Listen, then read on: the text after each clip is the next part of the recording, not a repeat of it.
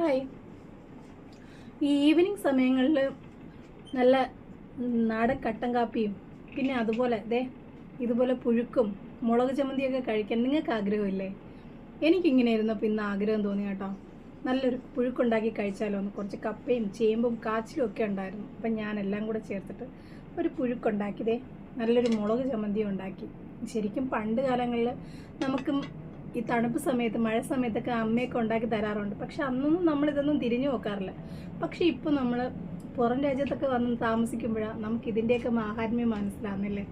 എനിക്കിന്നത് കഴിക്കാൻ ഭയങ്കര ആഗ്രഹം തോന്നി. അപ്പോൾ ഇന്ന് ഈവനിങ് ഞങ്ങളിന്ന് പുഴുക്കും ഈ ചമ്മന്തിയും ഒരു കട്ടൻ കാപ്പിയായിരുന്നു ഇന്നത്തെ ഞങ്ങളുടെ ഈവനിങ്. നല്ല ടേസ്റ്റാണ്. അപ്പോൾ ഇതുപോലെയുള്ള എൻ്റെ നാടൻ വിഭവങ്ങളുമായിട്ട് ഞാൻ നിങ്ങളുടെ മുന്നിൽ വരുന്നതാണ്. അപ്പോൾ നിങ്ങൾക്ക് ഇഷ്ടപ്പെടുവാണെങ്കിൽ എൻ്റെ ചാനൽ സബ്സ്ക്രൈബ് ചെയ്യുക, ലൈക്ക് ചെയ്യുക, കമൻറ്റ് ചെയ്യുക. അപ്പോൾ ഞാൻ അടുത്ത നല്ലൊരു വീഡിയോയുമായി വരുന്നത് വരെ ബൈ ബൈ.